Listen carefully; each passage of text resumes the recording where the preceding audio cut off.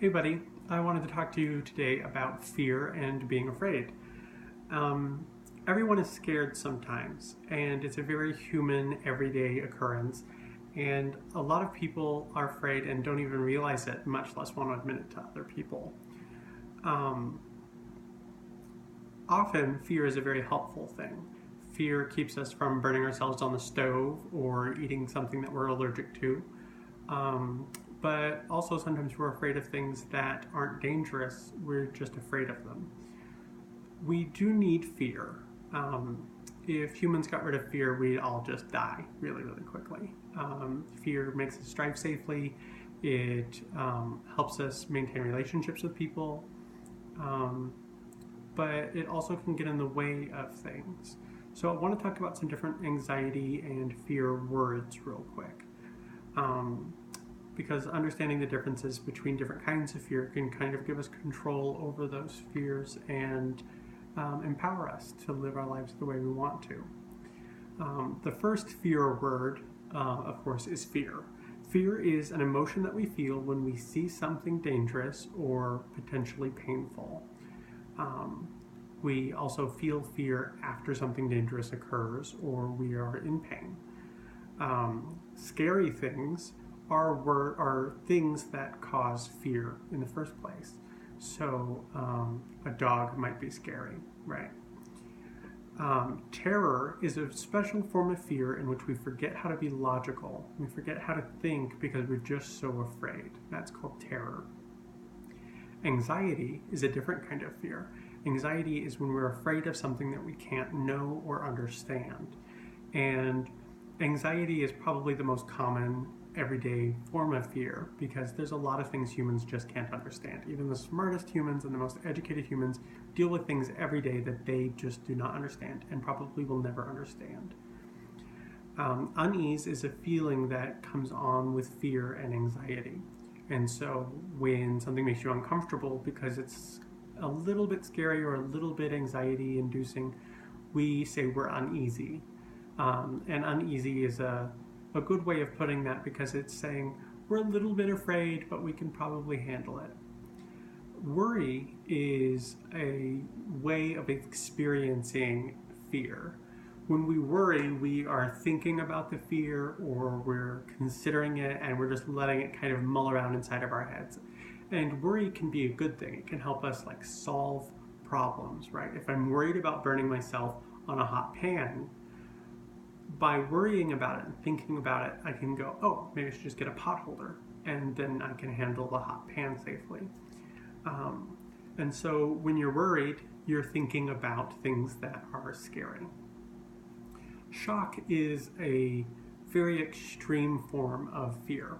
When we're in shock, it's because something has been so surprising or scary that we just can't even function. We're just like, nope, that's it, I've got nothing.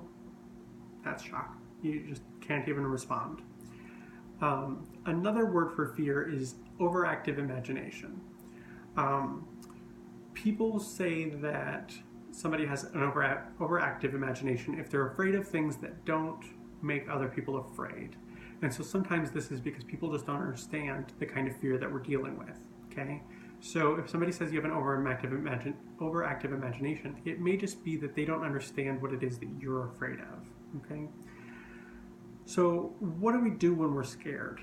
The first thing we do is we consider the thing that we are afraid of, and we decide whether or not we should be scared. If someone you love is in danger or is maybe taken away or hurt, fear is appropriate. If that might happen to you or something you care about, fear is appropriate. In this case, look for help. Ask your parents, ask a friend, just look for help to make the dangerous thing not happen. When you're older, you'll be able to just take care of these things on your own, and that's great. But when you're a kid, it's totally fine to ask for help, and there will be people there who are there for you. So what I do when I'm afraid is I go through a script that helps me determine whether my fear is appropriate to the situation. It's always okay to feel my feelings. And I'm sorry about the shaking camera. My cat is like attacking the table and I can't get rid of it. So I go through a script, and it goes like this. This is the thing I'm afraid of. Is the thing I'm afraid of dangerous? Is it likely to happen? If it does happen, is that bad? And if it happens, will I be okay? So I have a really good example of this just from my own experience. I'm afraid of the rain, right? And so being afraid of the rain is a really easy thing to define. I'm afraid of the rain. Is the rain itself dangerous? Well, no. The fact that it's raining is not dangerous. If it rains a whole lot or is just crazy, there are things that can happen that are after effects of the rain, but the rain itself is not dangerous. Is it likely to rain? Well, I live in Arizona, so this time of year, in the summer, yeah, it's going to rain. But the rest of the year, no, it's just not going to rain. We really don't have to worry about that. But the fact is, it will rain sometimes. So the answer to that question is often yes. But is it really a bad thing if it does rain? That's an important question because I can think about all of the things that do happen when it rains. Plants get water, the temperature goes down, the humidity goes up, the levels of the lakes rise. Those are all generally good things. I might get wet. That's not so good. I really don't like the getting wet part, but it's not really all that bad if it does rain. And then if it rains, will I be okay? Yes, that's a really easy one. I'm always okay when it rains because it rains a lot. That's life. That's part of living on Earth. And I'm still here dealing with rain my whole life, and I'm not dead yet. So you name the thing you're afraid of. You ask it yourself, is it actually dangerous? Is it likely to happen? If it does happen, is that actually going to be a bad thing? And then if it does happen, are you going to be okay? Sometimes these questions will help and sometimes they won't, but practice them always because sometimes they can help and you won't always think of these questions when you really need them unless you practice thinking them to yourself. So I want to go over some of the vocabulary again and put things into sentences and just kind of show how those words might be used, okay? So when we are worried about something dangerous or painful, again, we're afraid. I'm afraid that I'll burn my hand on the hot pan. That's a really good example of that sentence, right? I'm afraid of whatever. Things that cause fear are scary. I think hot pans are scary. It's scary when I see people get hurt or I see someone hurt an animal. I think that's scary. It's totally understandable. When you're afraid of something and you can't talk yourself down out of it, you're terrified. So I'm terrified of big dogs is a good example. I'm not actually terrified of big dogs. It's just an example. Somebody might be terrified of big dogs. When they're afraid of big dogs, they can't bring themselves to play with the dog. Even if somebody's like, oh, he's a really nice dog, oh, he's really sweet, whatever. If you're terrified, that logic isn't going to work, right? You're not going to just magically not be afraid anymore because terror is a very harsh, very strong feeling. When we're anxious, we have unanswered questions usually. So if your mom's running late and you haven't heard from her, you might be anxious because you don't know when to expect her home, and it's easy to worry about what might have happened since you heard from her last.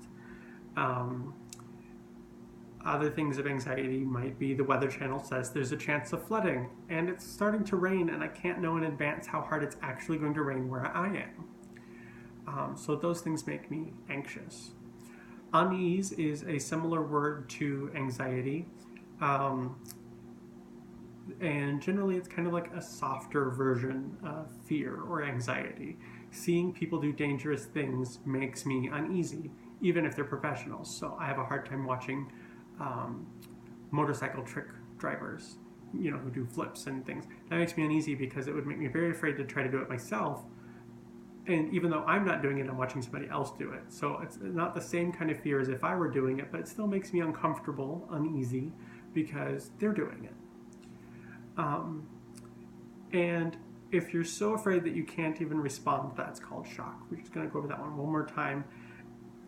Usually that's just something when you can't understand or can't predict or figure out what just happened. We call that shock.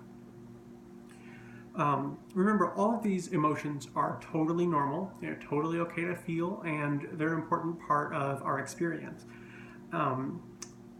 Even if other people don't understand them, it's important to feel our feelings and let them be. So a really good example is when I was a kid, my parents and friends would say I had a really overactive imagination, and it's because they didn't actually understand what it was I was afraid of.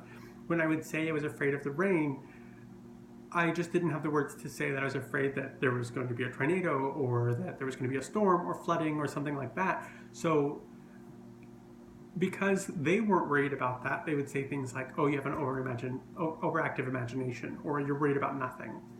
And it's just because they weren't afraid of the same things. Not everyone's going to understand everything, and that's fine. That's just life. That's how it goes.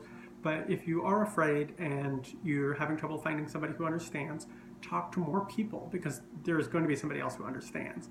When I was a kid, I had a friend who was afraid of clowns, and everyone thought it was ridiculous, and honestly, so did I. I did not understand it. Clowns are awesome as far as I'm concerned. They're great, and I can't understand why people are afraid of them. But later, I knew more people who were afraid of clowns, and it turns out there are a lot of people who are afraid of clowns. And so if my friend had just kept quiet about their fear about clowns, they never would have found other people who were afraid about clowns and understood it. So it's important to share what you're afraid of and what you don't understand with other people, because there will be other people who share that experience with you.